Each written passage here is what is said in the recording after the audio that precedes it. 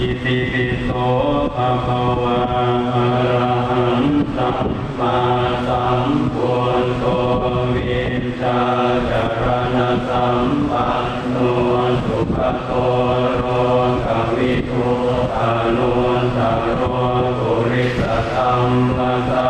รติสัทธาเทวมนุสสานังพุทโธภะคะวะติสวะคาโตภะคะวะตาธัมโมสันติติโกอาการิโกเอหิปัสสิโกโทปนัยโกปัจจันตังเวทิตาโควินโยหิติสุปฏิปันโนภะคะวะโตสาวกสังโฆอุชุปฏิปันโนภะคะวะโตสาวกสังโฆญาณปฏิปันโนภะคะวะโตสาวกสังโฆสามีจิปฏิปันโนภะคะวะโตสาวกสังโฆยะติตังจันตาริปุริสยุคานิอัตถปุริสปุงคาราเอสะภะคะวะโตสาวกสังโฆอาหุนายโยปาหุนายโยตากินายโยอัญชลีกรณิโยอนุนตรังปุญญาเกตังโลกัสสติอาหุงสหันสมกินิมิตาสาวุตันตังปรีเม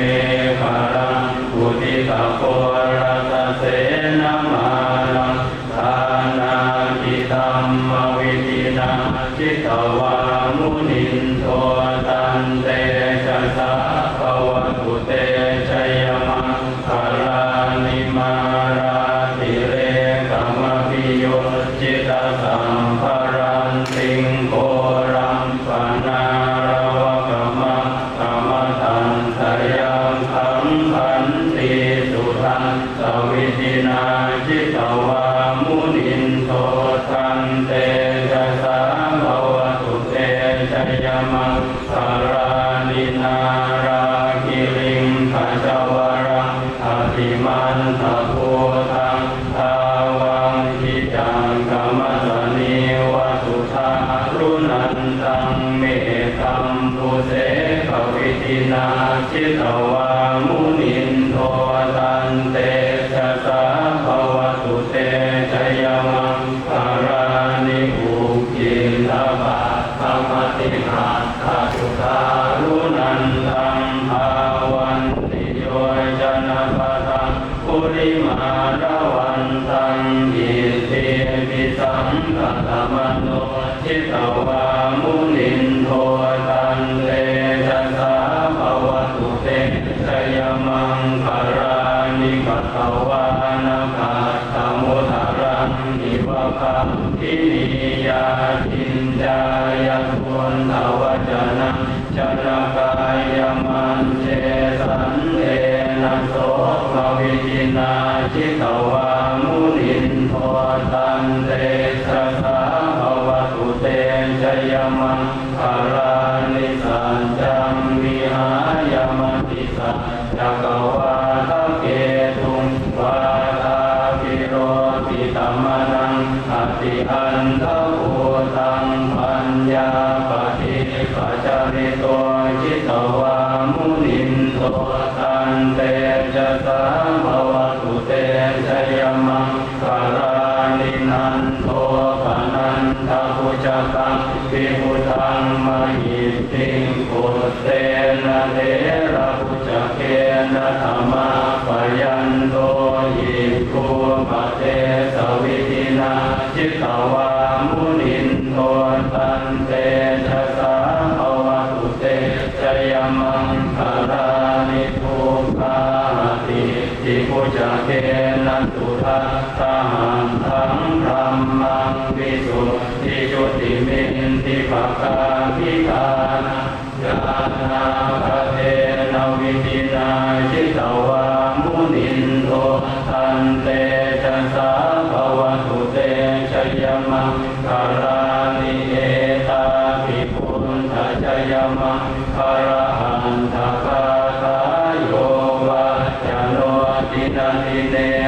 รเตมะตันติจิตวานะเนกวิวิธานิจุปัฏฐวานิโมกขังสุขังอธิกรรมัยยนะโรสปัญโยมหาการุณิโกนาโถหิตายะสัพพปานิกังปุเรตวะปารมีสัพพะปัตโตสัมโพธิมุตตมังเดเตนะสัญจวัชเชนะโหตุเตชยมังคารังชยันโตโพธิยามุเรสังกยานังนันทิวันตโนเอวังตวังวิชโยโหหิชยันสุชยมังคะเรอปาราชิตปันลังเกสีเสกะทวิปุงคะเรอภิเสเกสัมภวนทานังอาคาปัตโตปโมทติสุนังปัตตังสุมังคารังสุปาปาตังสุหุติรังสุปนุสุมุโทจะสุยิทังรังมจาริสุปทังกินังกายกรรมังวาจากรรมังปะทังกินังปะทังกินังมโนกรรมังปะนิ